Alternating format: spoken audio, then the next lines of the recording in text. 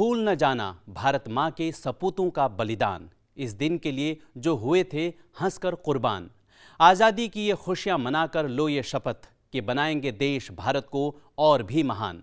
हमारा देश भारत आज़ादी के 75 वर्ष पूरे होने के गौरव को आज़ादी का अमृत महोत्सव के तहत महाउत्सव के रूप में मना रहा है। भारत ही नहीं, पूरी दुनिया में इस जश्न को कई कार्यक्रमों का आयोजन करके मनाया जा रहा है और इन्हीं कार्यक्रमों की खूबसूरत झलकियों से रूबरू कराता है हमारा यह विशेष कार्यक्रम आज़ादी का अमृत महोत्सव। नमस्कार, संसद टीवी की इस विशेष प्रस्तुति में आपका स्वागत है। मैं हूं नरेंद्र सिंह। इस विशेष कार्यक्रम के जरिए आइए डालते हैं नजर देश विदेश में होने वाले विभिन्न कार्यक्रमों पर।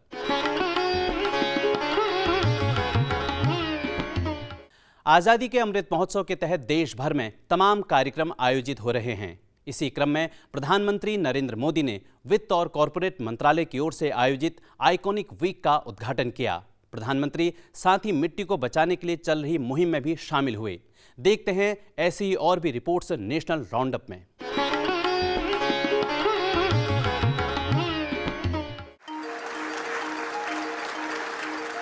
वित्त और कॉरपोरेट कार्य मंत्रालय की ओर से आज़ादी का अमृत महोत्सव के अंतर्गत विशेष आइकॉनिक वीक का उद्घाटन प्रधानमंत्री नरेंद्र मोदी ने दिल्ली में किया। प्रधानमंत्री ने इस अवसर पर क्रेडिट लिंक्ड सरकारी योजनाओं के लिए राष्ट्रीय पोर्टल जन समर्थ पोर्टल की भी शुरुआत की।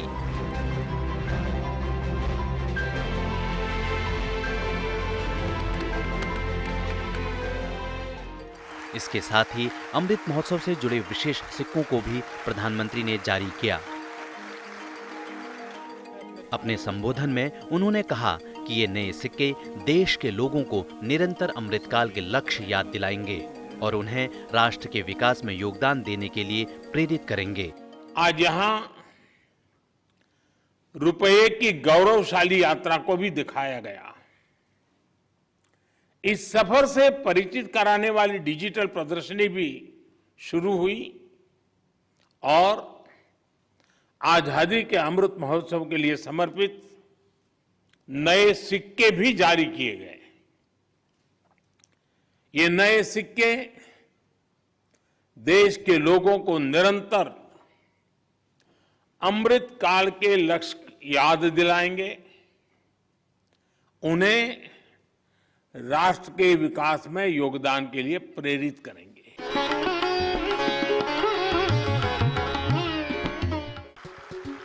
प्रधानमंत्री नरेंद्र मोदी ने मिट्टी की उर्वरक क्षमता और उसकी गुणवत्ता को बचाए रखने के उद्देश्य से शुरू हुए सेव द सॉइल कार्यक्रम में हिस्सा लिया। इस अवसर पर प्रधानमंत्री ने कहा कि जब देश आज़ादी का अमृत महोत्सव मना रहा है, ऐसे समय में पर्यावरण को संरक्षित करने से जुड़े कार्यक्रम का आयोजन होना सुखद है। प्रधानमंत्री ने कहा कि मृदा संरक्षण के लिए हमने 5 प्रमुख बातों पर फोकस किया है। पहला, मिट्टी को केमिकल फ्री कैसे बनाएं। दूसरा, मिट्टी में जो जीव है जिन्हें तकनीकी भाषा में आप लोग सॉइल ऑर्गेनिक मैटर कहते हैं, उसे कैसे बचाएं। तीसरा, मिट्टी की नमी को कैसे बनाए रखें, उस तक जल की उपलब्धता कैसे बनाए रखें। चौथा, भूजल कम होने की वजह से मिट्टी को जो नुकसान हो रहा है उसे कैसे दूर करें। और पांचवा, वनों का दायरा कम होने से मिट्टी का जो लगातार क्षरण हो रहा है उसे कैसे रोकें।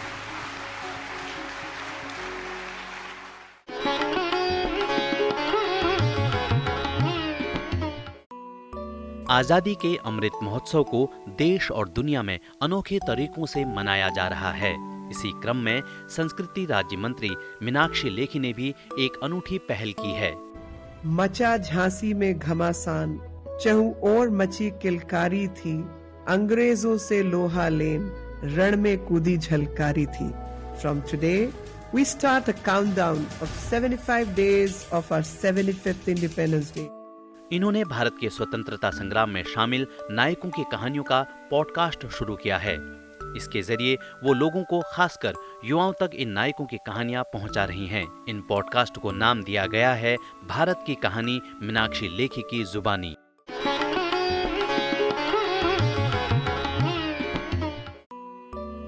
इस बरस अंतर्राष्ट्रीय योग दिवस आज़ादी का अमृत महोत्सव के चलते और खास बन गया है। मिलिए आईटीबीपी के इन जाबाजों से। बीते दिनों उत्तराखंड के अबिगाबीन पर्वत पर इन्होंने योग किया। ये जगह समुद्र तल से 22,850 फीट ऊंची है। इसके साथ ही कुछ जवानों ने हिमाचल प्रदेश में भी हिमालय की ऊंचाइयों पर योग किया। योग के जरिए इन जवानों ने इस बरस की थीम योग फॉर ह्यूमैनिटी को प्रदर्शित किया।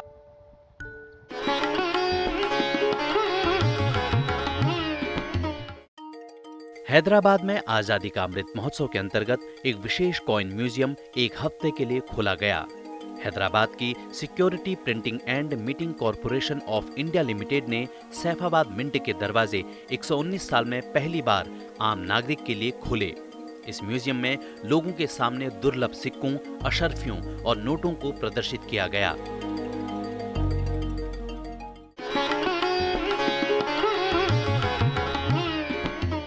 आज़ादी का अमृत महोत्सव के इस विशेष एपिसोड में अब वक्त हो चला है एक ब्रेक का। ब्रेक में जाते जाते आपको दिखाते हैं राजस्थान के गाड़िया लोहार जाति की ये खूबसूरत कलाकृतियाँ। गाड़िया लोहार कृषि यंत्रों और बर्तन बनाने के लिए जाने जाते हैं। इसके अलावा ये धातु से छोटी छोटी कलात्मक कृतियाँ भी बना रहे हैं, जिनमें कीट, पतंगे और ऊंट जैसी आकृतियाँ भी शामिल हैं। आप देखिए ये खूबसूरत झलकियाँ, बने रहिए।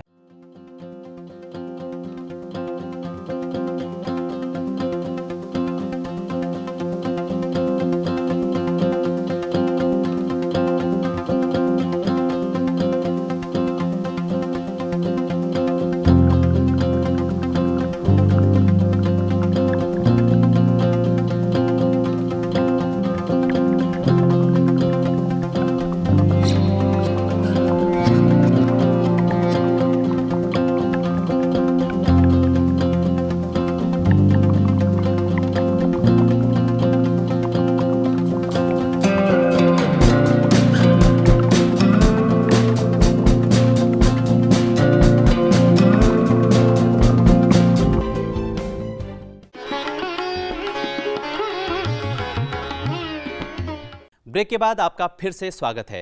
आइए अब नजर डालते हैं अंतर्राष्ट्रीय स्तर पर आयोजित हो रहे कार्यक्रमों पर।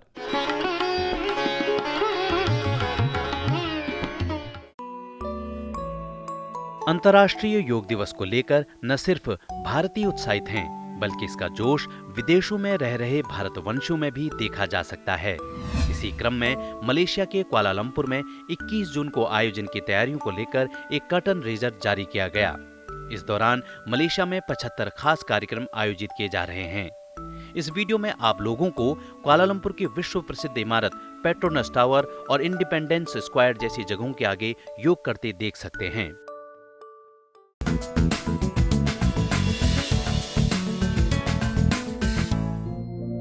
इसी क्रम में थाईलैंड में भी भारतीय विदेश मंत्रालय की ओर से विशेष कर्टन रेजर जारी किया गया। थाईलैंड के SWU ग्राउंड में 19 जून को योग अभ्यास से संबंधित विशेष आयोजन किया जाएगा।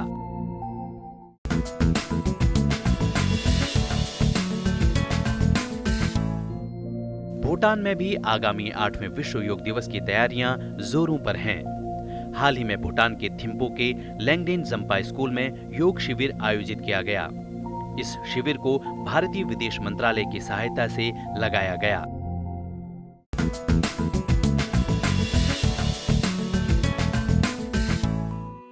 आजादी का अमृत महोत्सव के अंतर्गत न्यूयॉर्क में ईस्ट मीट्स वेस्ट का अनोखा संगम देखने को मिला। सैलून डे वर्चुओसी, जो कि न्यूयॉर्क की एक गैर सरकारी संस्था है, उसने भारतीय दूतावास के साथ मिलकर भारतीय और पश्चिमी कलाकारों के लिए विशेष कला संध्या का आयोजन किया।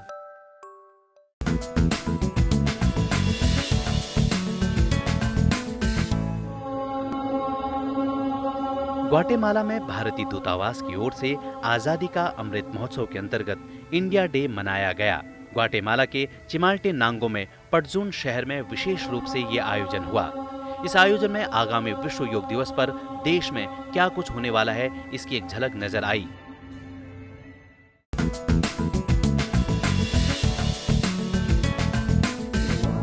भारत और लैटिन अमेरिकी देश कोलंबिया के बीच के संबंध हमेशा से सौहार्दपूर्ण रहे हैं। इसी सिलसिले को आगे बढ़ाते हुए कोलंबिया में भी अंतर्राष्ट्रीय योग दिवस खास तौर पर मनाया जाएगा। इस दिन की तैयारी भी शुरू हो चुकी है। इन तैयारियों में भारतीय विदेश मंत्रालय भी अहम भूमिका निभा रहा है।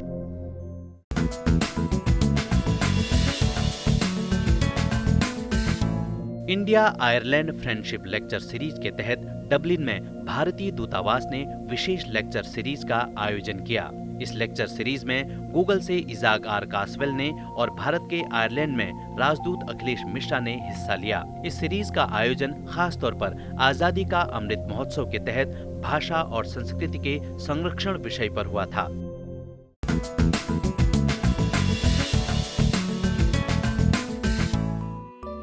आजादी का अमृत महोत्सव के अंतर्गत पूरी दुनिया में विशेष आयोजन हो रहे हैं और इसी सिलसिले में स्पेन के शहर मैड्रिड में पद्मश्री सुजाता मोहपात्रा ने अपने समूह के साथ ओडिसी नृत्य की विशेष प्रस्तुति पेश की।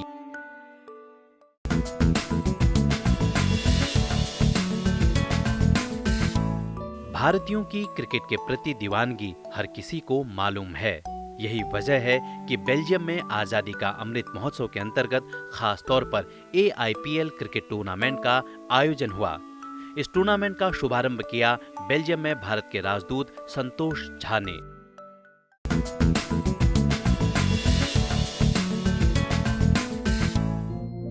स्पेन में अंतर्राष्ट्रीय पर्यावरण दिवस के दिन स्थानीय लोगों ने भारतीय मूल के नागरिकों के साथ मिलकर योग किया।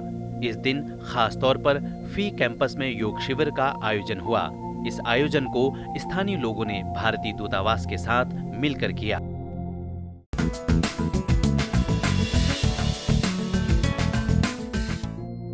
सारे विश्व में योग दिवस की तैयारियों की छटा देखी जा सकती है। इसी क्रम में जमैका में भारतीय दूतावास और तुर्क और कैकोस द्वीप समूह ने मिलकर समुद्र किनारे योग किया।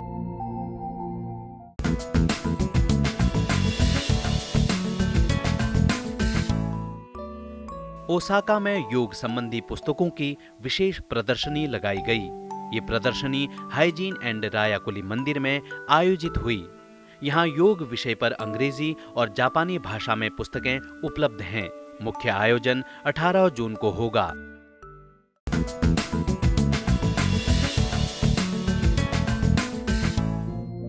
बीजिंग और सियोल में भी अंतर्राष्ट्रीय योग दिवस से पहले योग शिविरों का आयोजन होना शुरू हो चुका है।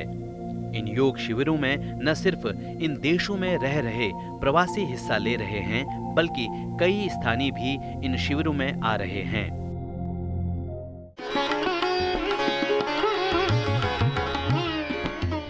अब आपको बताते हैं पिछले हफ्ते के सवाल का जवाब। पिछले हफ्ते हमने आपसे सवाल पूछा था, भारत का हिंदी भाषा में प्रकाशित पहला समाचार पत्र कौन सा था? आइए जानते हैं इसका सही जवाब। उदंत मार्तंड हिंदी का पहला समाचार पत्र था।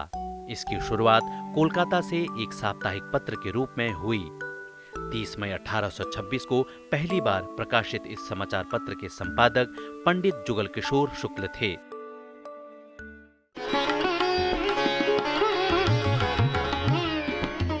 अब बारी है इस हफ्ते के सवाल की। आपको बताना है कि ज्ञानपीठ पुरस्कार पहली बार किस महिला लेखक को मिला था। आप अपना जवाब नीचे दिए गए पते पर भी भेज सकते हैं। आज़ादी का अमृत महोत्सव के अंतर्गत पूरी दुनिया में योग दिवस को लेकर उत्साह सर्वाधिक है। हम भी उम्मीद करते हैं कि आप भी अपने जीवन में योग को जरूर शामिल करेंगे। इस खास एपिसोड में आज के लिए बस इतना ही। चलते चलते आपको छोड़े जाते हैं कश्मीर के सोनमर्ग पुलिस स्टेशन की इन तस्वीरों के साथ, जिनमें आप तिरंगे को शान से लहराते हुए देख सकते हैं। आप संसद टीवी की इस विशेष प्रस्तुति को संसद टीवी के YouTube चैनल पर भी देख सकते हैं। मुझे दीजिए इजाजत। नमस्कार।